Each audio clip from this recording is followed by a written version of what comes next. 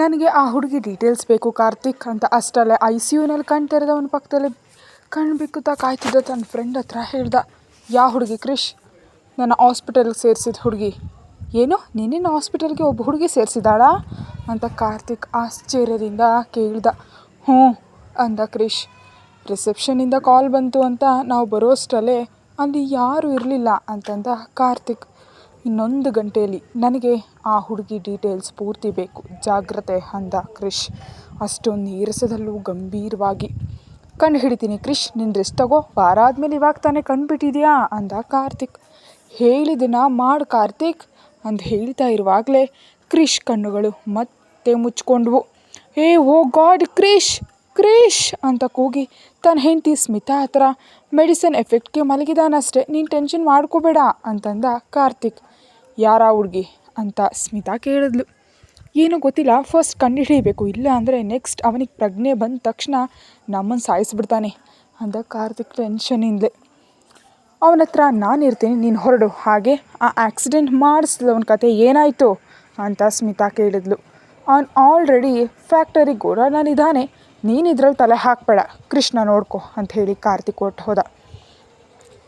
ಸ್ಮಿತಾ ಪಕ್ಕದ ಸ್ಪೆಷಲ್ ರೂಮ್ನಲ್ಲಿ ಲ್ಯಾಪ್ಟಾಪ್ ಇಟ್ಕೊಂಡು ಅರ್ಜೆಂಟ್ ಕೆಲಸಗಳನ್ನ ಮಾಡ್ತಾ ಕೂತಿದ್ಲು. ಕೆಲಸ ಮುಗಿದ ಮೇಲೆ ಕ್ರಿಶ್ ಪಕ್ಕದಲ್ಲಿ ಕೂತು ಆ ಹುಡುಗಿ ಬಗ್ಗೆ ಮತ್ತು ಕ್ರಿಶ್ ಬಗ್ಗೆ ಯೋಚಿಸತೊಡಗಿದ್ಲು. ಕ್ರಿಶ್ ವಯಸ್ಸು 28, 6.5 ಅಡಿ ಎತ್ತರ, ಜಿಮ್ ಬಾಡಿ, ಬಿಳಿ ಮೈ ಬಣ್ಣ, ರೇಷ್ಮೆ ಅಂತ ಕೂದಲು. ನೀಲಿ ಕಣ್ಣುಗಳಿರೋ ಈತ ಹುಡುಗಿಯರ ರಾಜಕುಮಾರ ಮಾತ್ರ ಅಲ್ಲ, ಕ್ರೂರ ರಾಕ್ಷಸ. ಯಾವುದೇ ಎಮೋಷನ್ ಇಲ್ಲದ ಮನುಷ್ಯ. ಅವನ ಮುಖದಲ್ಲಿ ಕೋಪ ಬಿಟ್ಟರೆ ಬೇರೆ ಯಾವುದೇ ಭಾವನೆ ಕಾಣಿಸಲ್ಲ. ಒಳ್ಳೆಯವರಿಗೆ ಒಳ್ಳೆಯವನು, ಕೆಟ್ಟವ್ರಿಗೆ ಕೆಟ್ಟವನು. ಅದಕ್ಕೆ ಕಾರಣ ಬೇಕಾಗಿಲ್ಲ, ತನಗಿಷ್ಟ ಆಗದಿದ್ರೆ ಸಾಕು, ಪ್ರಾಣ ತೆಗೆಯುವಷ್ಟು ಡೇಂಜರಸ್. ಅವನು VK ಇಂಡಸ್ಟ್ರೀಸ್ ಒಡೆಯ. 3 ವರ್ಷಗಳಿಂದ ಕ್ರಿಶ್ ಅವರ ಅಪ್ಪ ಅಮ್ಮ ತಂಗಿ ಒಂದು ಪಾರ್ಟಿಗೆ ಹೋಗಿ ಬರುವಾಗ ಒಂದು ಪ್ರಾಜೆಕ್ಟ್ಗಾಗಿ ಬಂದು ಆಕ್ಸಿಡೆಂಟ್ ಮಾಡಿಸಿ ಸಾಯಿಸಿಬಿಟ್ರು. ಸಿರಿ ಇಂಡಸ್ಟ್ರೀಸ್ CEO ಕ್ರಿಶ್ ಕಂಪ್ನಿಯ ಕೈಗೆ ತೊಗೊಂಡು 1 ತಿಂಗಳಲ್ಲ ಸಿರಿ ಇಂಡಸ್ಟ್ರೀಸನ್ನು ಧೂಳಿಪಟ ಮಾಡಿ ಆ ವಂಶದ ಪ್ರತಿಯೊಬ್ಬರನ್ನು ಕೊಂದು ಸುಟ್ಟು ಬೂದಿ ಮಾಡಿಬಿಟ್ಟ. ಸಣ್ಣ ಮಕ್ಕಳನ್ನೂ ಬಿಡಲಿಲ್ಲ, ಆ ವಂಶನೇ ಇಲ್ಲದಂತೆ ಮಾಡಿಬಿಟ್ಟ. ಆ ಕಂಪ್ನಿ ಈಗ VK ಇಂಡಸ್ಟ್ರೀಸ್ನಲ್ಲಿ ವಿಲೀನ ಆಗಿದೆ. ಅವನು ಯಾರಿಗೆ ಅಡ್ಡ ಬಂದರೂ ಪ್ರಾಣ ಉಳಿಯಲ್ಲ. ಅಷ್ಟಕ್ಕೂ ಅವನಿಗೆ ಅಡ್ಡ ಬರಬೇಕನ್ನೋ ಯೋಚನೆ ಕೂಡ ಯಾರಿಗೂ ಬರಲ್ಲ. ತಂದೆ ಟಾಪ್ 50ರಲ್ಲಿದ್ದ ಕಂಪ್ನಿಯನ್ನು ಕೈಗಿಟ್ಟು ಹೋದರೆ ಈತ 3 ವರ್ಷದಲ್ಲಿ ಇಂಡಿಯಾದಾದ್ಯಂತ 3000 ಬ್ರಾಂಚ್ಗಳು ಓಪನ್ ಮಾಡಿದ್ದಾನೆ. ಭಾರತದಲ್ಲೇ ನಂಬರ್ 1 ಆಗಿದ್ದಾನೆ. ಕ್ರಿಶ್ ಫ್ಯಾಮಿಲಿ ಶತ್ರು ಕಂಪನಿಯಿಂದ ಆಕ್ಸಿಡೆಂಟ್ನಲ್ಲಿ ತೀರ್ಕೊಂಡಾಗ ಕ್ರಿಶ್ ಅಮೇರಿಕದಲ್ಲಿದ್ದ. ವಿಷಯ ತಿಳಿದು ಭಾರತಕ್ಕೆ ಬಂದು ಎಲ್ಲ ಕಾರ್ಯಗಳು ಮುಗಿಸಿ ಕಂಪನಿ ಜವಾಬ್ದಾರಿ ತಗೊಂಡ. 1 ವರ್ಷದಲ್ಲಿ ಕಂಪನಿಯನ್ನು ಟಾಪ್ 5ಕ್ಕೆ ತಂದ. ಸ್ವಂತ ನೆಂಟರೆಲ್ಲ ಇದ್ದರೂ ಕೇವಲ ದುಡ್ಡಿಗಾಗಿ ಬರ್ತಾರೆ ಅಂತ ಯಾರನ್ನೂ ಹತ್ರ ಸೇರಿಸಿಲ್ಲ. ಕೇವಲ ಅವನ ಬೆಸ್ಟ್ ಫ್ರೆಂಡ್ಸ್ ಕಾರ್ತಿಕ್, ವಿರಾಟ್, ವಂಶಿ ಮತ್ತು ಸ್ಮಿತಾ. ಕಾರ್ತಿಕ್ ಮತ್ತು ಕ್ರಿಶ್ ಬೆಸ್ಟ್ ಫ್ರೆಂಡ್ಸ್. ಸ್ಮಿತಾ, ಕಾರ್ತಿಕ್, ಕ್ರಿಶ್ ಮೂವರು ಒಂದೇ ಕಾಲೇಜ್ನಲ್ಲಿ ಓದೋರು. ಸ್ಮಿತಾ ಕಾರ್ತಿಕ್ ಒಬ್ರನ್ನೊಬ್ಬರು ಪ್ರೀತಿಸಿದ್ರು. ಮನೆಯಲ್ಲಿ ಒಪ್ಪದೇ ಇದ್ದಾಗ ಕ್ರಿಶ್ ಮುಂದೆ ನಿಂತು ಮದುವೆ ಮಾಡಿಸ್ದ. ಸ್ಮಿತಾ ಪ್ರಾಜೆಕ್ಟ್ ಮ್ಯಾನೇಜರ್ ಆದರೆ ಕಾರ್ತಿಕ್ PA, ಅಸಿಸ್ಟೆಂಟ್, ಡ್ರೈವರ್, ಸ್ಟೆಸ್ಟ್ ಬಾಸ್ ಎಲ್ಲವೂ ಆಗಿರೋ ಆಲ್ರೌಂಡರ್ ಅವನು. ಯಾವತ್ತು ಹುಡುಗಿಯರ ಕಡೆ ನೋಡೋದು ಕ್ರಿಶ್ ಇವತ್ತು ಒಬ್ಬ ಹುಡುಗಿ ಡೀಟೇಲ್ಸ್ ಕೇಳ್ತಿದ್ದಾನಲ್ಲ ಅಂತ ಸ್ಮಿತಾ ಯೋಚಿಸ್ತಾ ಅಲ್ಲೇ ಮಲಗಿದ್ಲು. ಹೆಲ್ಪ್ ಮಾಡಿದ ಕೇಳ್ತಿದ್ದಾನ ಅಥವಾ ಆಕ್ಸಿಡೆಂಟ್ನಲ್ಲಿ ಅವಳು ಕೈವಾಡ ಏನಾದರೂ ಇದೆಯಾ ಅಂತ ಯೋಚಿಸ್ತಿದ್ಲು. ಅಂದು ಸಾಯಂಕಾಲ ಕ್ರಿಶ್ಗೆ ಪ್ರಜ್ಞೆ ಬಂತು. ಎದ್ದ ತಕ್ಷಣ ಕಾರ್ತಿಕ್ ಆಗಿ ನೋಡ್ದ. ಕಾರ್ತಿಕ್ ಹಾಸ್ಪಿಟಲ್ ಪ್ರೊಜೆಕ್ಟರ್ ಆನ್ ಮಾಡಿ ಆ ಹುಡುಗಿ ಫೋಟೋ ತೋರಿಸ್ದ. ಕ್ರಿಶ್ ಕಣ್ಣುಗಳಲ್ಲಿ ಒಂದು ಮೆರುಗು ಮೂಡಿತು. ಹೌದು, ಇವಳೇ ಅವಳು ಅಂದ ಕ್ರಿಶ್ ಹೊಳೆಯೋ ಕಣ್ಣಿಂದ. ಕಾರ್ತಿಕ್ ಡೀಟೇಲ್ಸ್ ಹೇಳಿದ ತಕ್ಷಣ ಕ್ರಿಶ್ ಕೋಪರಿಂದ ಮುಷ್ಟಿ ಬಿಗಿ ಮಾಡ್ದ. ಕಾರ್ತಿಕ್ ಡಿಸ್ಚಾರ್ಜ್ ಪ್ರಕ್ರಿಯೆಗಳನ್ನ ನೋಡು ಅಂದ. ಕ್ರಿಶ್ ಪ್ಲೀಸ್ ವೆಯ್ಟ್ ಮಾಡು, ಅವಳಿಗೆ ಏನು ಮಾಡಿಬಿಡ, ಅವಳು ನಿನಗೆ ಹೆಲ್ಪ್ ಮಾಡಿದ್ದಾಳೆ, ನಾವು ಕೂಡ ಅವಳಿಗೆ ಏನಾದರೂ ಸಹಾಯ ಮಾಡೋಣ ಅಂದ. ಕಾರ್ತಿಕ್ ನನಗೆ ಅವಳು ಬೇಕು ಅಂದ ಕ್ರಿಶ್.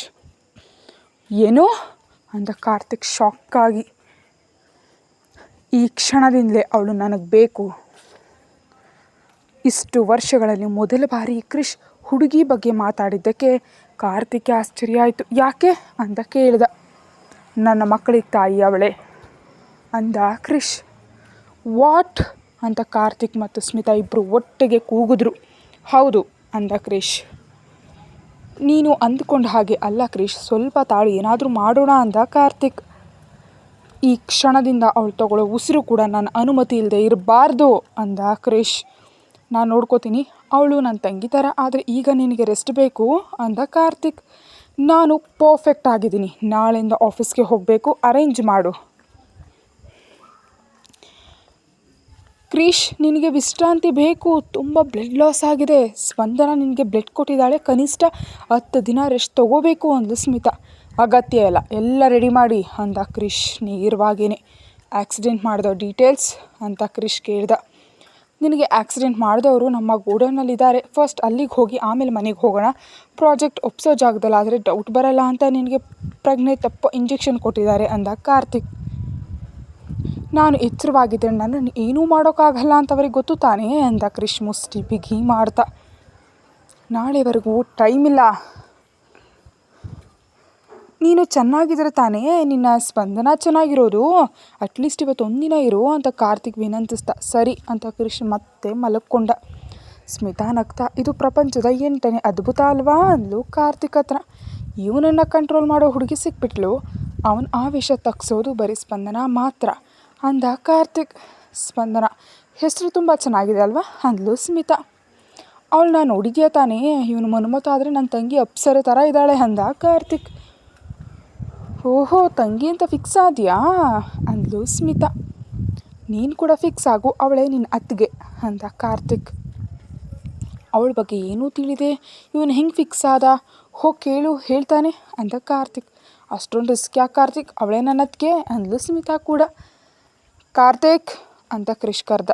ಹಾಂ ಹೇಳು ಬಾವ ಅಂದ ಕಾರ್ತಿಕ್. ಏನು ಭಾವನ, ಓಹೋ ನಿನ್ನ ತಂಗಿನಾ ಅಂತಂದ ಕ್ರಿಶ್ ನಕ್ಕು. ಕಾರ್ತಿಕ್ ನಗ್ತಾ, ನೀನು ನಕ್ಕು 3 ವರ್ಷ ಆಯಿತು ಕ್ರಿಶ್, ನನ್ನ ತಂಗಿ ದೆಸೆಯಿಂದ ನಕ್ಕದೆ, ಅದಕ್ಕೆ ಅವಳು ನನ್ನ ತಂಗಿ ಅಂದ. ಅವಳ ದಯೆ ಇಲ್ದಿದ್ರು ಅವಳು ನಿನ್ನ ತಂಗಿನೇ ಅಂದ ಕ್ರಿಶ್. ಹೇಯ್, ಅವಳ ಕ್ಯಾರೆಕ್ಟರ್ ನಿನಗಿನ್ನೂ ಪೂರ್ತಿ ಅರ್ಥ ಆಗಿಲ್ಲ, ಅವಳಿಗೆ ತುಂಬ ಭಯ, ಪ್ರತಿ ಸಣ್ಣ ವಿಷಯಕ್ಕೂ ಹೆದರ್ತಾಳೆ. ನೀನು ಒಂದು ಸಲ ಗಟ್ಟಿಯಾಗಿ ಅರ್ಚಿದ್ರೆ ಅಷ್ಟೇ, ನಿನ್ನ ಹತ್ರನೇ ಬರಲ್ಲ ಅಂದ ಕಾರ್ತಿಕ್. ಅವಳು ಬರೋದೇನು, ನಾನೇ ಅವಳನ್ನ ಸೆಳ್ಕೊಳ್ತೀನಿ ಅಂದ ಕ್ರಿಶ್. ಓಹೋ, ನಿಂಗೊಂದು ನಮಸ್ಕಾರ ಮಾರಯ್ಯ, ಯಾಕೆ ಕರೆದೆ ಹೇಳು ಅಂದ ಕಾರ್ತಿಕ್. ಅವಳು ಮಾಡ್ತಾ ಇರೋ ಜಾಬ್ ಹೋಗಬೇಕು ಅಂದ ಕ್ರಿಶ್. ಕಾರ್ತಿಕ್ಗೆ ಗುಂಡಿಗೆ ನಿಂತಂಗೆ ಆಗೋಯ್ತು. ಸ್ವಾಮಿ, ಅವಳು ಕೆಲಸ ಹೋದರೆ ಅವಳು ಚಿಕ್ಕಮ್ಮ ಅವಳನ್ನ ಏನಾದರೂ ಮಾಡಿ ದುಡಿಯೋ ಕಳಿಸ್ತಾಳೆ ಅಂತಂದ ಕಾರ್ತಿಕ್. ಬಾಯ್ ಮುಚ್ಚು ಕಾರ್ತಿಕ್, ಫಸ್ಟು ನಾನು ಹೇಳೋದು ಕೇಳು ಅಂದ ಕ್ರಿಶ್ ಕೋಪದಿಂದ. ಸಾರಿ ಹೇಳು ಅಂದ ಕಾರ್ತಿಕ್. ಅಲ್ಲಿ ಕೆಲಸ ಹೋಗಬೇಕು, ನನ್ನ ಕಣ್ಣು ಮುಂದಿರುತ್ತಾ ನನ್ನ ಹತ್ರ ಕೆಲಸ ಮಾಡಬೇಕು, ನನ್ನ ವೈಫ್ ಇನ್ನೊಬ್ಬನ ಹತ್ರ ಕೆಲಸ ಮಾಡೋದೇನು ಅಂದ ಕ್ರಿಶ್. ಹೆಂಡತಿನಾ ಅಂದ್ಲು ಸ್ಮಿತಾ ಆಶ್ಚರ್ಯದಿಂದ. ಹಾಂ ಸರಿ ಅಂದ ಕಾರ್ತಿಕ್.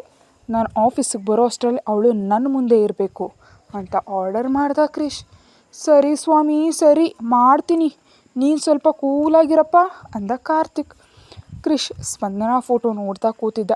ಸ್ಪಂದನ ತನ್ನನ್ನು ಹಾಸ್ಪಿಟಲ್ ಸೇರಿಸುವಾಗ CCTVಯಲ್ಲಿ ರೆಕಾರ್ಡ್ ಆಗಿದ್ದಂಥ ಅವಳ ಮುಖಭಾವಕ್ಕೆ ಅವನು ಫಿದಾ ಆಗಿದ್ದ. ಈಗ ನಮ್ಮ ಹೀರೋಯಿನ್ ಹತ್ರ ಹೋಗಿ ನೋಡೋಣ. ಸ್ಪಂದನ ವಯಸ್ಸು 25, 5.8 ಹೈಟು, ಅಂದದ ಅಪರಂಜಿ, ಎಲ್ಲೋರ ಶಿಲ್ಪದಂತಿದ್ದಾಳೆ, ಹಾಲಿನಂಥ ಬಿಳುಪು, ಎಲ್ಲ ಎಕ್ಸ್ಪ್ರೆಷನ್ಸ್ ತೋರಿಸೋ ದೊಡ್ಡ ಕಣ್ಣು, ಕೆಂಪು ತುಟಿ, ಕಾಡಿಗೆ ಕಣ್ಣುಗಳು. ಅಂದ ಅಂದರೆ ಸ್ಪಂದನ, ಸ್ಪಂದನ ಅಂದರೆ ಅಂದ. ಅವಳು ಒಂದು ಸಣ್ಣ ಕಂಪ್ನಿಯಲ್ಲಿ ಆರ್ಕಿಟೆಕ್ಟ್ ಆಗಿ ಕೆಲಸ ಮಾಡ್ತಿದ್ರೆ ಮನೆ ಹಿಂದೆ ಬಟ್ಟೆ ಒಣಗಿಸ್ತಿದ್ದ ಸ್ಪಂದನಾಗೆ ಒಂದು ಕೂಗು ಕೇಳಿಸ್ತು, ಏಯ್ ಸ್ಪಂದನ ಅಂತ. ಈಗೋ ಬಂದೆ ಚಿಕ್ಕಮ್ಮ ಅಂತ ಓಡ್ತಾ ಹೋಗಿ ಕಲಾವತಿ ಮುಂದೆ ನಿಂತಳು. ಕಲಾವತಿ ಕೆನ್ನೆಗೆ ಬಾರಿಸಿದ್ಲು. ಎಷ್ಟು ಸಲ ಹೇಳ್ಬೇಕು ನಿನಗೆ, ಯಜಮಾಂತಿ ಅಂತ ಕರಿಬೇಕಂತ, ಮನೆಯಲ್ಲಿ ಯಾರಾದರೂ ಇದ್ದಾಗ ಮಾತ್ರ ಚಿಕ್ಕಮ್ಮ ಅಂತ ಕರಿಬೇಕು ಅಂತ ಎಷ್ಟು ಸಲ ಹೇಳಿದ್ದೀನಿ, ನನ್ನ ಮಾತಂದ್ರೆ ನಿನಗೆ ಲಕ್ಷಣನೇ ಇಲ್ವಾ ಅಂತ ಜುಟ್ಟು ಹಿಡಿದು ಈ ಕೆನ್ನೆಗೆ 4 ಆ ಕೆನ್ನೆಗೆ 4 ಬಾರಿಸಿದ್ಲು. ಸಾರಿ ಯಜಮಾಂತಿ, ಸಾರಿ, ಹೊಡಿಬಿಡಿ ಪ್ಲೀಸ್ ಅಂತ ಬೇಡ್ಕೊಳ್ತಿದ್ದ ಸ್ಪಂದನ. ಕಲಾವತಿ ತಾಯಿ ರಂಗಮ್ಮ ಬಂದು, ಏನೇ ಕಲಾ, ಎಷ್ಟು ಸಲ ಹೇಳ್ಬೇಕು ನಿನಗೆ ಅದನ್ನು ಹಂಗೆ ಹೊಡಿಬೇಡ ಅಂತ, ನೋಡು ಮುಖ ಹೇಗಾಗಿದೆ, ಮುಖದ ಮೇಲೆ ಹೊಡೆದೆ ಬೇರೆ ಎಲ್ಲಾದರೂ ಹೊಡಿ, ನಿನ್ನ ಕೈಗೆ ನೋವಾಗೋದು ಹಾಗೆ ಅಂತ ಗದರಿ ಹೊರಟು ಹೋದ್ಲು. ಕಲಾವತಿ ಹೋಗಿ ಪೊರ್ಕೆ ತೊಗೊಂಡು ಬಾ ಅಂತ ಅಂದ್ಲು.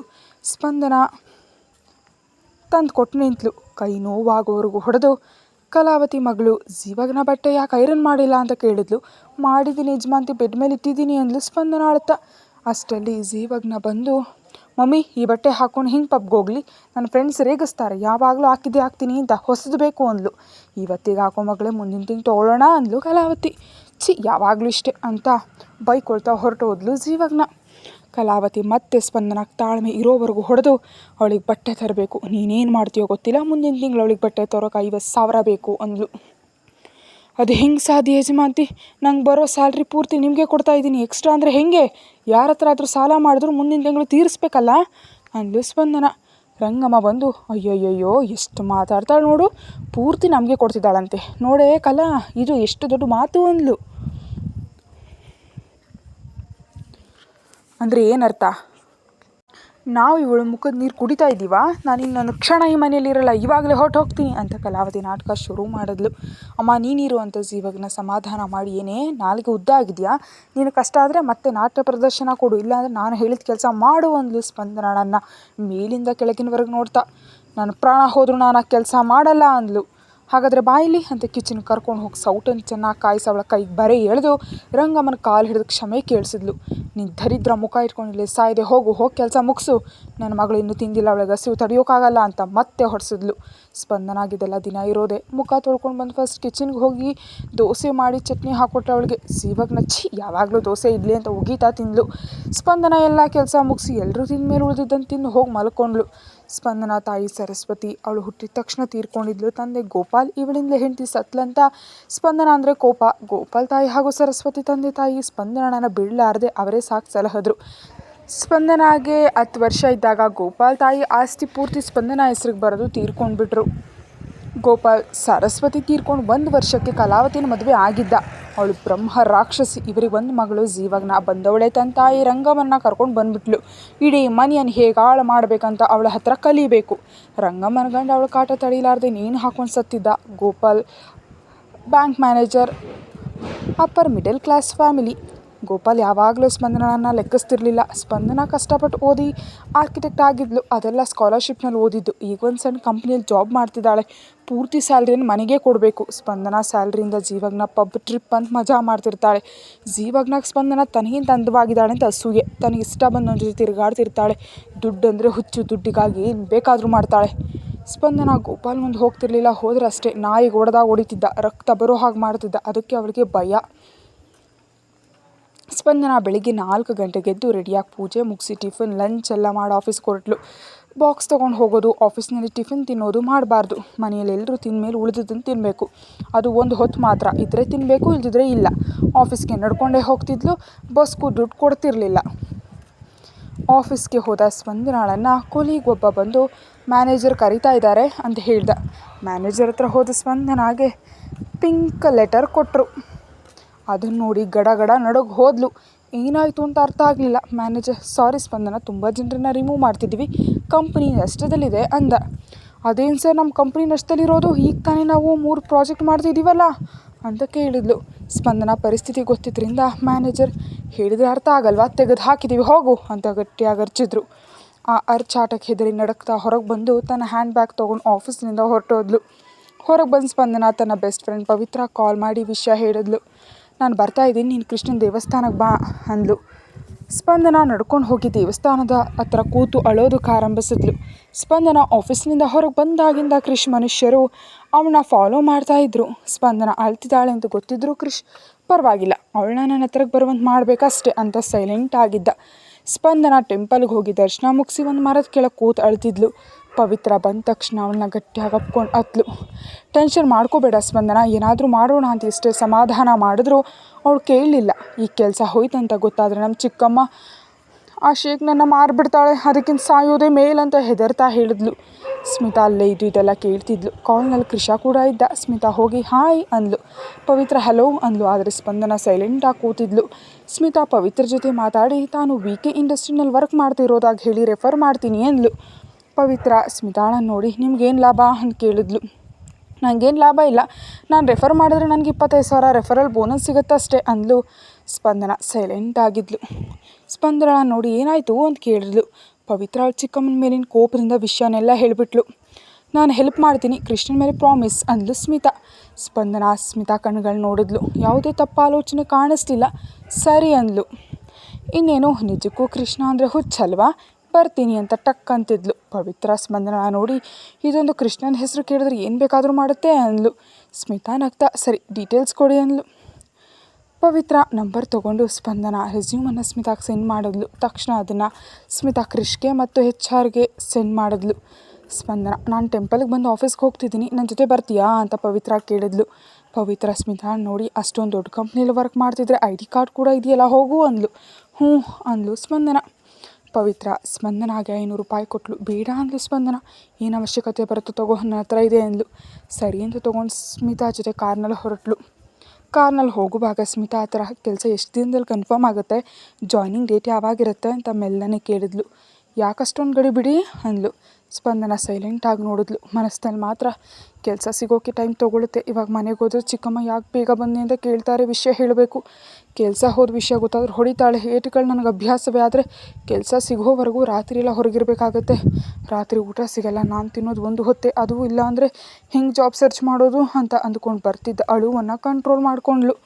ಸ್ಮಿತಾಗೆ ಸಂಕಟ ಆಯಿತು. ಅಷ್ಟಲ್ಲೇ ಸಾವರಿಸ್ಕೊಂಡು, ಒಂದು ಹೊತ್ತು ತಿನ್ನೋದು ಏನು ಕತೆ ಅಂತ ಕೇಳಿದ್ಲು. ಸ್ಪಂದನ ಆಶ್ಚರ್ಯದಿಂದ ನೋಡಿದ್ಲು. ನಿನ್ನ ಮನಸ್ಸನ್ನು ಅಂದ್ಕೊಳ್ಳಿಲ್ಲ, ಬಾಯಲ್ಲೇ ಅಂದೆ ಅಂದ್ಲು ಸ್ಮಿತಾ. ಅಂದರೆ ಅಂತ ಮತ್ತೇನೂ ಇಲ್ಲ ಅಂದ್ಲು ಸ್ಪಂದನ. ನಾವು ಫ್ರೆಂಡ್ಸ್ ಅಲ್ವಾ ಅಂದ್ಲು. ಬೇಡ ಅಂದ್ಲು ಸ್ಪಂದನ. ಕೃಷ್ಣ ಇದೇನಿದು ಅಂದ್ಲು ಸ್ಮಿತಾ. ನಾನು ಅಪಶಕನ ಇದ್ದ ಹಾಗೆ, ನನ್ನ ಜೊತೆ ಯಾರು ಇರ್ತಾರೋ ಅವ್ರು ಸತ್ತು ಹೋಗ್ತಾರೆ, ನನ್ನ ಜೊತೆ ಇರಬೇಡಿ, ನೀವು ಹೊರಟೋಗಿ ಅಂದ್ಲು ಸ್ಪಂದನ.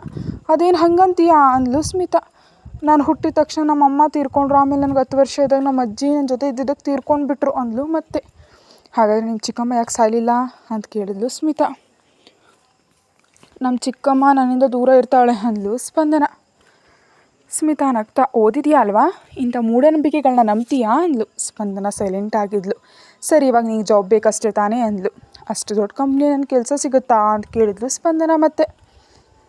ಸ್ಪಂದನ ಕಾರ್ನಲ್ಲಿ ಕೂತು, ನಿಮ್ಮ ಕಾರ್ ತುಂಬ ಚೆನ್ನಾಗಿದೆ, ನನಗೆ ಈ ಕಲರ್ ಅಂದರೆ ತುಂಬ ಇಷ್ಟ ಅಂದ್ಲು ಫ್ಲೋನಲ್ಲಿ.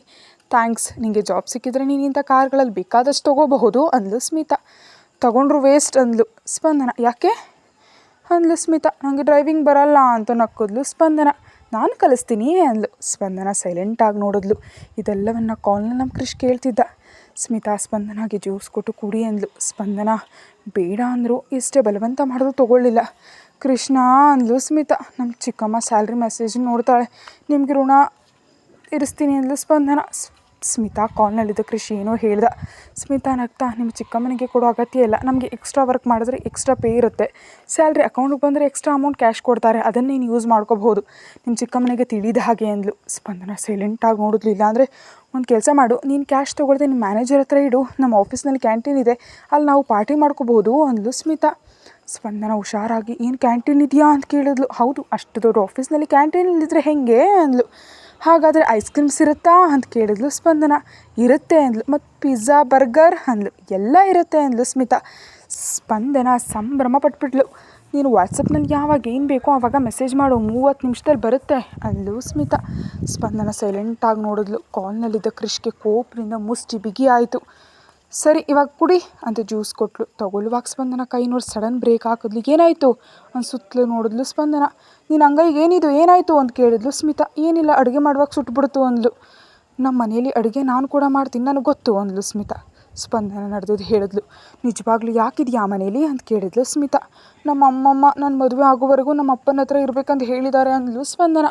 ಹಾಗಾದರೆ ಮದುವೆ ಮಾಡ್ಕೋಬೋದು ತಾನೇ ಅಂದ್ಲು ಸ್ಪಂದನ. ಅದನ್ನು ಇವಾಗ ಬಿಟ್ಬಿಡಿ ಅಂದ್ಲು. ಈ ಅಡ್ಡಿ ಆತಂಕಗಳು ನಮ್ಮ ಕೆಲಸಕ್ಕೆ ಯಾಕೆ ಅಂದ್ಲು ಸ್ಮಿತಾ.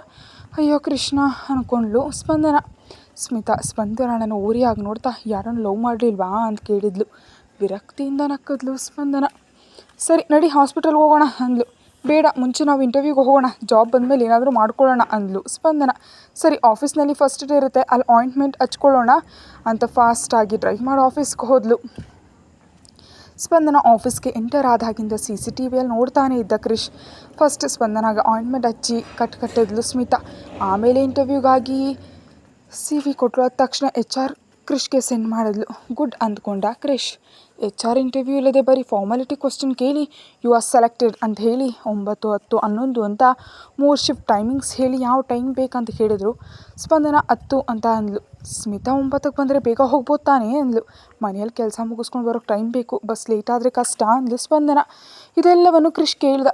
HR ಸ್ಪಂದನ ಜೊತೆ ನಿಮ್ಮ ಕಂಪ್ನಿ ಮೊಬೈಲ್ ಕೊಡುತ್ತೆ, ಕಾರ್ ಕೂಡ ಪ್ರೊವೈಡ್ ಮಾಡುತ್ತೆ, ಆ ಮೊಬೈಲ್ ನೀವು ಆಫೀಸ್ ಪರ್ಪಸ್ಗೆ ಮಾತ್ರ ಯೂಸ್ ಮಾಡಬೇಕು, ನಿಮಗೆ ಬೇಕಾದ ಫುಡ್ ಅದರಲ್ಲೇ ಆರ್ಡರ್ ಮಾಡ್ಕೋಬೇಕು, ಕ್ಯಾಬ್ ಬಂದಾಗ ಅದಕ್ಕೆ ಕಾಲ್ ಬರುತ್ತೆ ಅಂದ್ಲು. ಅಂದರೆ ನನಗೆ ಕಾರ್ ಇರುತ್ತಾ ಅಂದ್ಲು. ಹೌದು, ಅಪಾರ್ಟ್ಮೆಂಟ್ ಕೂಡ ಕೊಡ್ತೀವಿ, ಬೇಕಾದರೆ ಯೂಸ್ ಮಾಡ್ಕೋಬಹುದು, ಮಂತ್ಲಿ 5,000 ಪೇ ಮಾಡಬೇಕಾಗುತ್ತೆ ಅಂದರು. ಬೇಡ ಅಂದ್ಲು ಸ್ಪಂದನ. ಓಕೆ ಅಂದರು HR. ಫಾರ್ಮ್ಯಾಲಿಟೀಸ್ ಫಿನಿಷ್ ಮಾಡೋಕ್ಕೆ ಡಾಕ್ಯುಮೆಂಟ್ಸ್ ಕೊಟ್ಟಲು. ಸ್ಯಾಲ್ರಿ 3 ಲಕ್ಷ. ಅದು ನೋಡಿ ವಾಟ್ ಅಂತ ಇದ್ಲು ಸ್ಪಂದನ. HR ಬೆದ್ರಿಗೆ ಏನಾಯಿತು ಅಂತ ಕೇಳಿದ್ರು. ಅಂದರೆ ಸ್ಯಾಲ್ರಿ 3 ಲಕ್ಷ ಅಂತಿದೆ, ಇದು ನಂದಲ್ಲ ಅನಿಸುತ್ತೆ ಅಂದ್ಲು. ಇದು ನಿಮ್ಮದೇ, ನಿಮ್ಮ ಸ್ಯಾಲ್ರಿ 1 lakh, ಎವ್ರಿ ಎಕ್ಸ್ಟ್ರಾ ಹವರ್ಗೆ 3500 ಇರುತ್ತೆ ಅಂದ್ಲು HR. ಹ್ಞೂ ಅಂದ್ಲು ಸ್ಪಂದನ. ನಾಳೆ 10ಕ್ಕೆ ನೀವೇ ಬರಬೇಕು, ನಾಳೆ ಈವ್ನಿಂಗ್ನಿಂದ ನಿಮ್ಮ ಕ್ಯಾಬ್ ಡ್ರಾಪ್ ಮಾಡುತ್ತೆ ಅಂದರು. ಸ್ಮಿತಾ ಇಲ್ಲಿದ್ದಾಳೆ ಅಂತ ಹೇಳಿ ಹೇಗೆ ಹೋಗಬೇಕಂತ ಸಹಾಯ ಮಾಡ್ತಾಯಿದ್ರೆ ಬಿಗ್ ಕಳಿಸ್ತಾ ಹೆಜ್ಜೆ ಮೇಲೆ ಹೆಜ್ಜೆ ಇಡ್ತಾ ಹೋದ್ಲು. ಕ್ರಿಶ್ ಸ್ಮಿತಾ ರೂಮ್ನಲ್ಲೇ ಇದ್ದ. ಡೈರೆಕ್ಟಾಗಿ ಸ್ಮಿತಾ ರೂಮ್ಗೆ ಹೋಗಿ ಡೋರ್ ನಾಕ್ ಮಾಡಿದ್ಲು. ಇದೆಲ್ಲವನ್ನು CCTVಯಲ್ಲಿ ಕ್ರಿಶ್ ನೋಡ್ತಾ ರೂಮ್ನಿಂದ ಸ್ಮಿತಾ ಕಮಿನ್ ಅಂದ ತಕ್ಷಣ ರೂಮ್ ಒಳಗೆ ಹೋದ್ಲು. ಸ್ಮಿತಾ ಹತ್ರ ಹೋಗಿ ಥ್ಯಾಂಕ್ ಯು ಸೋ ಮಚ್, ನಿಮ್ಮಿಂದಲೇ ನಂಗೆ ಜಾಬ್ ಸಿಕ್ತು. ಅದು 3 ಲಕ್ಷ. ಮುಂಚೆ ಕೆಲಸ ಮಾಡಿದ ಕಡೆ ನಂಗೆ 1 ಲಕ್ಷ ಬರ್ತಿತ್ತು. ನಮ್ಮ ಚಿಕ್ಕಮ್ಮ ಇನ್ಮೇಲಾದರೂ ಸಂತೋಷ ಪಡ್ತಾಳೋ ಏನೋ ಅಂತ ದಿಗಿಲಾಗಿ ಹೇಳಿದ್ಲು. ಕ್ರಿಶ್ ಮತ್ತು ಕಾರ್ತಿಕ್ ಇಬ್ಬರು ಅವಳು ನೋಡಲೇ ಇಲ್ಲ. ಕ್ರಿಶ್ ಸ್ಪಂದನ ಬಂದಾಗಿಂದ ರೆಪ್ಪೆ ಹಾಕ್ತೆ ಅವಳನ್ನೇ ನೋಡ್ತಿದ್ದ. ಯಾವಾಗಲೂ ದೂರದಿಂದ ನೋಡ್ತಿದ್ದ. ಇವತ್ತು ಅವಳು ಮೈ ಪರಿಮಳ ತನ್ನ ಸ್ಪರ್ಶಕ್ಕೆ ಸಿಗೋಷ್ಟು ಹತ್ತಿರದಲ್ಲಿದ್ದಾಳೆ. ಸ್ಪಂದನ ಬಿಟ್ಟು ಬೇರೇನೂ ಕಾಣಿಸ್ತಿರ್ಲಿಲ್ಲ ಅವನಿಗೆ. ಸ್ಮಿತಾ ಸರಿ ಬಾ ಕ್ಯಾಂಟೀನ್ಗೆ ಹೋಗೋಣ, ನೀನು ಇನ್ನೂ ತಿಂದಿಲ್ಲ ತಾನೇ ಅಂದ್ಲು. ನಂಗೆ ಬೇಡ, ನಾನು ಈ ಟೈಮ್ನಲ್ಲಿ ತಿನ್ನಲ್ಲ ಅಂದ್ಲು. ಇನ್ನು ಮೇಲಿಂದ ತಿಂತೀಯ ನಡಿ ಅಂತ ಹೇಳ್ಕೊಂಡು ಹೋದ್ಲು. ಸ್ಪಂದನ ರೂಮ್ ಬಂದಾಗಿಂದ ಫ್ಲೋರ್ನಲ್ಲಿರೋರೆಲ್ಲ ಅವಳನ್ನೇ ನೋಡ್ತಿದ್ರು. ಅದು ಅಲ್ಲದೆ ತಲೆ ಕೆಳಗೆ ಹಾಕ್ಕೊಂಡು ತಲೆಗೆ ಎಣ್ಣೆ ಹಚ್ಚಿ ಗಟ್ಟಿಯಾಗಿ ಹೆಣ್ಜಡೆ ಮಲ್ಲಿಗೆ ಹೂ ಮುಡಿದು ಬಣ್ಣ ಹೋದ ಬಟ್ಟೆ ಹಾಕಿದವಳು ಆಫೀಸಿಗೆ ಬರ್ತಾಳೋ ಅನ್ನೋ ಆಗಿತ್ತು. ಆದರೆ ಅವಳ ಅಂದ ದೇಹ ಸೌಂದರ್ಯ ಅಲ್ಲಿದ್ದ ಮಾಡರ್ನ್ ಹುಡುಗಿಯರನ್ನೇ ಮೀರಿಸುವಂತಿತ್ತು. ಕ್ಯಾಂಟೀನ್ಗೆ ಹೋಗಿ fried rice ice cream order ಮಾಡಿ ಫುಲ್ಲಾಗಿ ತಿಂದಳು. ಸಣ್ಣ ಮಕ್ಕಳ ಥರ ಐಸ್ ಕ್ರೀಮನ್ನು ಮೂತಿ ತುಂಬ ಸವರ್ಕೊಂಡು ಕೈ ನೆಕ್ತಾ ತಿಂದಳು. ಸ್ಮಿತಾಗೆ ಸ್ಪಂದನ 3 ವರ್ಷದ ಮಗುವಿನ ಥರ ಕಂಡ್ಲು. ಹೆಂಗೆ ಹೋಗ್ತೀಯಾ ಅಂತ ಕೇಳಿದ್ಲು. ಬಸ್ನಲ್ಲಿ ಹೋಗ್ತೀನಿ ಅಂದ್ಲು. ನಂಗೆ ಕೆಲಸ ಇಲ್ಲ, ನಾನು ಡ್ರಾಪ್ ಮಾಡ್ತೀನಿ ಅಂದ್ಲು.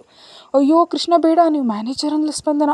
ನಂಗೆ ಕೆಲಸ ಇಲ್ಲ, ನಿನಗಂತ ಫೆಸಿಲಿಟಿ ಇರುತ್ತೆ, ಆದರೆ ನಿನ್ನ ಮ್ಯಾನೇಜರ್ ಪರ್ಮಿಷನ್ ಇರಬೇಕಷ್ಟೇ ಅಂದ್ಲು ಸ್ಮಿತಾ ಮತ್ತು ಸ್ಪಂದನ ಸರಳವಾಗಿ ಮಾತಾಡ್ತಾ ಹೋದರು. ಸ್ಮಿತಾ ಅವಳನ್ನ ಡ್ರಾಪ್ ಮಾಡಿ ಮತ್ತೆ ಆಫೀಸಿಗೆ ಬಂದು ಕ್ರಿಶ್ ರೂಮ್ಗೆ ಹೋದ್ಲು. ಕ್ರಿಶ್ ಹ್ಯಾಪಿನಾ ಅಂತ ಕೇಳಿದ್ಲು. ಅವಳನ್ನ ಜಾಗೃತಿಯಾಗಿ ನೋಡ್ಕೋ ಅಂದ ಅವನು. ನನಗೆ ಹೇಳಬೇಕಾ ಕ್ರಿಶ್, ಗೊತ್ತಿಲ್ವಾ ಅಂದ್ಲು ಸ್ಮಿತಾ ನಗ್ತಾ. ಕ್ರಿಶ್ ಕೋಪದಿಂದ ನೋಡ್ತಾ ಗೊತ್ತು, ಆದರೆ ಅವಳು ನನ್ನ ಪ್ರಾಣ ಸ್ಮಿತಾ ಅಂದ. ಕಾರ್ತಿಕ್ ಮತ್ತು ಸ್ಮಿತಾ ಆಶ್ಚರ್ಯದಿಂದ ನೋಡಿದ್ರು. ಕ್ರಿಶ್ ಮಾತ್ರ ಮೀಟಿಂಗ್ ಶೆಡ್ಯೂಲ್ ನೋಡಿ ಅಂದ. ಕಾರ್ತಿಕ್ ಕ್ರಿಶ್ ಹತ್ರ ಆದರೂ 3 lakhs ಯಾಕೆ ಕ್ರಿಶ್ ಅಂದ. ಗೊತ್ತಾಗತ್ತೆ ನಿಮಗೆ ಅಂದ ಅವನು. ಕ್ರಿಶ್ ಅವಳ ಲೈಫ್ ಇಷ್ಟೊಂದು ಕಷ್ಟದಲ್ಲಿದೆ, ನಿನ್ನ ಜೊತೆ ಇರಬಲ್ಲಲ್ಲ, ನೀನು ಅವಳ ಹತ್ರ ತುಂಬ ತೆಗಬೇಕು, ಅವಳು ತುಂಬ ಸೆನ್ಸಿಟಿವ್, ಭಯ ಜಾಸ್ತಿ ಅಂದ್ಲು ಸ್ಮಿತಾ. ನಾನು ಬದಲಾಯಿಸ್ಕೋತೀನಿ ಅಂದ ಕ್ರಿಶ್. ಆಮೇಲೆ ಸ್ಪಂದನಾಗೆ ತನ್ನ ಎದುರುಗಡೆನೇ ಕ್ಯಾಬಿನ್ ರೆಡಿ ಮಾಡಿಸ್ದ. ಅವಳಿಗೆ ಬೇಕಾದ ಪ್ರತಿಯೊಂದು ಆಫೀಸ್ನಲ್ಲೇ ರೆಡಿ ಮಾಡಿಸ್ದ. ಮನೆಗೆ ಬಂದ ಸ್ಪಂದನ ತನ್ನ ಚಿಕ್ಕಮ್ಮನಿಗೆ ತಾನು VK ಗ್ರೂಪ್ಸ್ಗೆ ಟ್ರಾನ್ಸ್ಫರ್ ಆಗಿದ್ದಾಗಿ ಸ್ಯಾಲ್ರಿ 3 ಲಕ್ಷ ಅಂತ ಹೇಳಿದ್ಲು. ಕಲಾವತಿ ಇವಾಗ್ನ ರಂಗಮ್ಮ ಅವರ ಆನಂದಕ್ಕೆ ಪಾರವೇ ಇರಲಿಲ್ಲ. ಸ್ಮಿತಾ ಹೇಳಿದಾಗೆ 8 PM ವರ್ಕಿಂಗ್ ಟೈಮ್. ಮನೆಯಲ್ಲಿ ಕೆಲಸ ಮಾಡೋಕ್ಕಾಗಲ್ಲ, ಕೆಲಸಕ್ಕೆ ಯಾರನ್ನಾದರೂ ಇಡಬೇಕಾಗತ್ತೆ, ಟೈಮ್ಗೆ ಹೋಗದಿದ್ರೆ ಸ್ಯಾಲ್ರಿ ಕಟ್ ಮಾಡ್ತಾರೆ ಅಂತ ಹೇಳಿದ್ಲು ಸ್ಪಂದನ. ರಂಗಮ್ಮ ಕೆಲಸ ತಪ್ಪಿಸ್ಕೊಳ್ಳೋಕೆ ಹೀಗೆ ಮಾಡ್ತಿದ್ದಾಳೆ ಅಂತ ಅರ್ಚೋ ಅಷ್ಟರಲ್ಲೇ ಇವಾಗ್ನ ಅದು ತುಂಬ ದೊಡ್ಡ ಕಂಪ್ನಿ, 450 ಬ್ರಾಂಚಸ್ ಇವೆ. ಆ ಕಂಪ್ನಿ ಓನರ್ ಚಂಡಶಾಸನ ಅಂತ ಟೈಮ್ ಫಾಲೋ ಮಾಡಬೇಕು, ಇಲ್ಲಾಂದರೆ ಕೆಲಸದಿಂದ ತೆಗೆದು ಹಾಕ್ತಾರೆ ಅಂದ್ಲು. ರಂಗಮ್ಮ ಶಾಂತಳ ಕಲಾವತಿ ಕೆಲಸದವ್ರನ್ನ ನೋಡೋಕೆ ಹೇಳಿದ್ರು. ಸ್ಪಂದನ ರೂಮ್ಗೆ ಹೋಗಿ ಸ್ಮಿತಾಗೆ ಮೆಸೇಜ್ ಮಾಡಿದ್ಲು. ನೀವು ಹೇಳಿದಾಗೇನೆ ಹೇಳಿದ್ದೀನಿ ಅಂತ. ನಾಳೆ ನಾನು 7:30ಕ್ಕೆ ಬರ್ತೀನಿ, ಪಿಕಪ್ ಮಾಡ್ಕೋತೀನಿ ಅಂತ ರಿಪ್ಲೈ ಮಾಡಿದ್ಲು ಸ್ಮಿತಾ. ಥ್ಯಾಂಕ್ ಯು ಅಂತ ಹೇಳಿ ಬಾಯ್ ಹೇಳಿದ್ಲು ಸ್ಪಂದನ ಕಾಲ್ ಕಟ್ ಆದಮೇಲೆ ಕಾರ್ನಲ್ಲಿ ಅವಳನ್ನ ಡ್ರಾಪ್ ಮಾಡುವಾಗ ಅವಳು ಏನು ಹೇಳಿದ್ಲು ಅಂತ ಸ್ಮಿತಾ ವಿವರಿಸಿದ್ಲು. ಸ್ಪಂದನ ಟೈಮಿಂಗ್ ಬಗ್ಗೆ ಯೋಚಿಸ್ತಾ ಇದ್ದಾಗ ಸ್ಮಿತಾ ಏನಾಯ್ತು ಸ್ಪಂದನ ಅಂತ ಕೇಳಿದ್ಲು. ಟೈಮ್ ಸಾಲಿಲ್ಲ, ಮನೆಯಲ್ಲಿ ಎಲ್ಲ ನೋಡ್ಕೊಂಡು ಬರೋದು ಕಷ್ಟ, ಆಫೀಸ್ ಕೂಡ ತುಂಬ ದೂರ ಇದೆ ಅಂದಿದ್ಲು ಸ್ಪಂದನ. ಕೆಲಸದವ್ರನ್ನ ಇಟ್ಕೊಳ್ಳಿ ಅಂದಿದ್ಲು. ಅಮ್ಮೋ ನಮ್ಮ ಚಿಕ್ಕಮ್ಮ ಒಪ್ಪಲ್ಲ, ದುಡ್ಡು ಖರ್ಚಂತ ಸಾಯಿಸ್ಬಿಡ್ತಾಳೆ, ನಾನೇ ಬೇಗ ಹೇಳಬೇಕು ಅಂದ್ಲು. ನಮ್ಮ ಮನೇಲಿ ಕೆಲಸ ಮಾಡೋಳಿಗೆ ಗೊತ್ತಿರೋ ಒಬ್ಬ ಹುಡುಗಿ ಇದ್ದಾಳೆ, ಅವಳು ಬರ್ತಾಳೆ, ಜಾಸ್ತಿ ಇಲ್ಲ 10,000 ಕೊಟ್ಟರೆ ಸಾಕು, ಆದರೆ ಅಲ್ಲೇ ಇರಬೇಕು, ಓಕೆನಾ ನಿಮಗೆ ಅಂತ ಕೇಳಿದ್ಲು ಸ್ಮಿತಾ. ಅಯ್ಯೋ ಕೃಷ್ಣ ಬೇಡ ಪಾಪ, ಮನೆಯಲ್ಲಿದ್ದು ಕೆಲಸ ಅಂದರೆ ಹುಡುಗಿಗೆ ಹಗಲು ರಾತ್ರಿ ವ್ಯತ್ಯಾಸ ಇರಲ್ಲ ಅಂದಿದ್ಲು ಸ್ಪಂದನ. ನೀನು ಅದನ್ನೇನು ತಲೆ ಕೆಡಿಸ್ಕೋಬೇಡ, ನಾನು ಹೇಳಿದ್ದನ್ನು ಮನೇಲಿ ಹೇಳು ಅಂದಿದ್ಲು ಸ್ಮಿತಾ. ಏನಂತ ಹೇಳಿ ಅಂದ್ಲು. ಸುಳ್ಳು ಹೇಳು ಅಂದಿದ್ಲು ಸ್ಮಿತಾ. ಹ್ಞೂ ಅಂದಿದ್ಲು ಸ್ಪಂದನ. ಇದು ನಡೆದಿದ್ದು ಅಂದ್ಲು ಸ್ಮಿತಾ ಕಾರ್ತಿಕ್ ಹತ್ರ. ಈ ಕೃಷ್ಣ ಅನ್ನೋರು ಏನಿದು ಅಂದ ಕಾರ್ತಿಕ್. ಸ್ಪಂದನ ವೀಕ್ ಪಾಯಿಂಟ್, ಕೃಷ್ಣ ಅಂದರೆ ಸಾಕು ಕರ್ಗೆ ಹೋಗ್ತಾಳೆ. ಯಾವ ಕೃಷ್ಣ ಅಂದ ಕಾರ್ತಿಕ್. ಲಾರ್ಡ್ ಕೃಷ್ಣ ಅಂದ್ಲು ಸ್ಮಿತಾ ನಗ್ತಾ. ನಿನಗೆ ಹೆಂಗೆ ಗೊತ್ತಾಯಿತು ಅವಳು ವೀಕ್ ಪಾಯಿಂಟ್ ಅಂದ ಕಾರ್ತಿಕ್. ಬೆಳಿಗ್ಗೆ ಟೆಂಪಲ್ನಲ್ಲಿ ಕುಂಕುಮ ತೊಗೊಂಡು ಅವಳ ಹತ್ರ ಹೋಗಿ ಮಾತಾಡೋಕ್ಕೆ ಟ್ರೈ ಮಾಡ್ತಿದ್ರೆ ಅವಳು ಹೆದರ್ತಾ ಪದೇ ಪದೇ ಕೃಷ್ಣ ಕೃಷ್ಣ ಅಂತಿದ್ಲು. ಕತ್ಲಲ್ಲಿ ಬಾಣ ಬಿತ್ತು ಅಂದ್ಲು ಸ್ಮಿತಾ. ಸಾಧಿಸ್ದೆ ಬಿಡು ಅಂದ ಕಾರ್ತಿಕ್.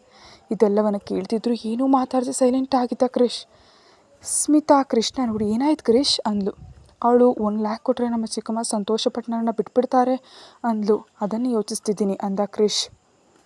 ದುಡ್ಡು ಕೊಟ್ಟರೆ ಸಾಕು ಅದಕ್ಕೆ ಅಂದ್ಲೇನೋ ಅಂದ ಕಾರ್ತಿಕ್. ಇಲ್ಲ ಕಾರ್ತಿಕ್ ಏನೋ ಇದೆ, ದೊಡ್ಡ ಗಂಡಾಂತರದಿಂದ ಪಾರಾದ ಆಗಿದೆ ಅವಳ ಫೀಲಿಂಗ್ ಅಂದ ಕ್ರಿಶ್. ಕೇಳಿ ತಿಳ್ಕೊಳ್ಳೋಣ ಅಂದ್ಲು ಸ್ಮಿತಾ. ಹೇಳಲ್ಲ ಅವಳು ಅಂದ ಕ್ರಿಶ್. ಸ್ಮಿತಾ ಕೃಷ್ಣ ನೋಡ್ತಾ ಅದು ಹೆಂಗೆ ಅಷ್ಟು ಚೆನ್ನಾಗಿ ಅರ್ಥ ಮಾಡ್ಕೊಂಡೆ ಅವಳನ್ನ ಅಂತ ಕೇಳಿದ್ಲು. ಕ್ರಿಶ್ ಏನು ಹೇಳಿದೆ ಸ್ಪಂದನ ಫೋಟೋ ನೋಡ್ತಾ ಕೂತಿದ್ದ. ಸ್ವಲ್ಪ ಹೊತ್ತಿಗೆ ಅವ್ರವ್ರ ಕ್ಯಾಬಿನ್ಗೆ ಅವರು ಹೊರಟೋದ್ರು. ಸ್ಪಂದನ ಕಾಲ್ ಕಟ್ ಮಾಡಿ ಮನೆಯವ್ರು ತಾನು ಹೇಳಿದ್ದೇನೆ ಕೇಳಿದ್ದಕ್ಕೆ ಕೃಷ್ಣ ಕಾಪಾಡ್ದೆಯಪ್ಪ, ಸ್ಮಿತಾನೇ ನಿನ್ನ ರೂಪದಲ್ಲಿ ಬಂದು ನನ್ನನ್ನು ಈ ಗಂಡಾಂತರದಿಂದ ಪಾರು ಮಾಡಿದ್ಲು ಅಂದ್ಕೊಳ್ತಾ ಸಂತೋಷವಾಗಿ ಮಲಗಿ ನಿದ್ದೆಗೆ ಹೋದ್ಲು. ಸಾಯಂಕಾಲ 7ಕ್ಕೆ ಮಲಗಿದವಳು ಮತ್ತೆ ಎದ್ದಿದ್ದು ಮರುದಿನ ಬೆಳಗ್ಗೆ 4 ಗಂಟೆಗೆ. ಎದ್ದೆಲ್ಲ ಕೆಲಸ ಮುಗಿಸಿ ರೆಡಿಯಾಗಿ ಸ್ಮಿತಾ ಬಂದ ತಕ್ಷಣ ಎಲ್ರಿಗೂ ಹೇಳಿ ಆಫೀಸ್ಗೆ ಹೊರಟ್ಲು. ಕಲಾವತಿ ಮತ್ತು ರಂಗಮ್ಮಗೆ ಸ್ಪಂದನ ಕಾರ್ನಲ್ಲಿ ಹೋಗೋದು ಇಷ್ಟ ಆಗದೆ ಕೋಪದಿಂದ ಉರಿದು ಹೋದರು. ಆಫೀಸ್ಗೆ ಹೋದ ಸ್ಪಂದನಾಗಿ ಫಸ್ಟ್ ಡೇ ಅಂತ ಕೆಲವು ಫೈಲ್ಸ್ ಕೊಟ್ಟರೆ ಚೆಕ್ ಮಾಡಿ ತಿಂದ್ಬಿಟ್ಟು ನಿದ್ದೆ ಹೋದ್ಲು. ಮತ್ತೆ ಐಸ್ ಕ್ರೀಮ್ ತಿಂದು ಆಫೀಸ್ ಟೆರೇಸ್ಗೆ ಹೋಗಿ ಸ್ವಲ್ಪ ಹೊತ್ತು ಕೂತು ಸ್ಮಿತಾ ಜೊತೆ ಟೈಮ್ ಪಾಸ್ ಮಾಡಿ ಮತ್ತೆ ತಿಂದ್ಬಿಟ್ಟು ನಿದ್ದೆ ಹೋದ್ಲು. 7ಕ್ಕೆ ಸ್ಮಿತಾ ಎಬ್ಸಿದ್ರೆ ಫ್ರೆಶ್ ಆಗಿ ಮನೆಗೆ ಹೊರಟ್ಲು. ಕ್ರಿಶ್ ಮಾತ್ರ ದಿನ ಇಡೀ ಅವಳನ್ನೇ ನೋಡ್ತಾ ಕೂತಿದ್ದ. ಸ್ಪಂದನ ನಿದ್ದೆ ಹೋದಾಗ ಸೌಂಡ್ ಮಾಡದೆ ಅವಳು ರೂಮ್ಗೆ ಹೋಗೋ ಥರದಿಂದ ನೋಡಿ ಸ್ವಲ್ಪ ಹೊತ್ತು ಅವಳ ಪಕ್ಕದಲ್ಲಿ ಇದ್ದು ಬರ್ತಿದ್ದ. ಸ್ಪಂದನ ಮನೆಗೆ ಬಂದಿದ ತಕ್ಷಣ ಕಲಾವತಿ ಅವಳನ್ನ ಚಚ್ಚಿ ಕೋಲು ಮುರಿದು ಹಾಕಿದ್ಲು. ಮೈಯೆಲ್ಲ ಬರೆ ಬಿದ್ದಿತ್ತು. ಯಾಕೆ ಹೊಡೆದ್ಲೋ ಗೊತ್ತಿಲ್ಲ, ಹೊಡೆಸ್ಕೊಂಡ್ಳು. ಕೆಲಸದ ಹುಡುಗಿ ಬೇಬಿ ಇದೆಲ್ಲನ ರೆಕಾರ್ಡ್ ಮಾಡಿ ಕ್ರಿಶ್ಗೆ ಕಳಿಸಿದ್ಲು. ಆ ಕೆಲಸದ ಹುಡುಗಿನ ಕ್ರಿಶ್ ಆ ಮನೆಯಲ್ಲಿಟ್ಟಿದ್ದ. ಕ್ರಿಶ್ ಕೋಪದಿಂದ ಉರಿದು ಹೋದ. ಎಲ್ಲವ್ರನ್ನ ಸಾಯಿಸ್ಬಿಡ್ತೀನೋ ಅಂತ ಭಯ ಆಗಿ 2 minutes ವೆಯ್ಟ್ ಮಾಡು ಅಂತ ಸ್ಮಿತಾಗೇನೋ ಹೇಳ್ದ. ಸ್ಮಿತಾ ಸ್ಪಂದನ ಹತ್ರ ಇದ್ದ ಆಫೀಸ್ ನಂಬರ್ ಕಾಲ್ ಮಾಡಿದ್ಲು. ಜೀವಗ್ನ ಮೊಬೈಲ್ ನೋಡಿ ಅಂದರೆ ನಮಗೆ ತಿಳಿದೇ ಮೊಬೈಲ್ ಕೊಂಡಿದ್ದಾಳ, ಇಲ್ಲಾಂದರೆ ಯಾವನಾದರೂ ಕೊಟ್ಟಿದ್ದಾನ ಅಂತ ಇನ್ನು 2 ಬಾರಿಸಿದ್ಲು. ಸ್ಮಿತಾ ಕಡೆಯಿಂದ ಮತ್ತೆ ಕಾಲ್ ಬಂತು. ಜೀವಗ್ನ ಯಾರು ಅಂತ ತಿಳಿಯೋಕೆ ರಿಸೀವ್ ಮಾಡಿ ಸ್ಪೀಕರ್ ಆನ್ ಮಾಡಿದ್ಲು.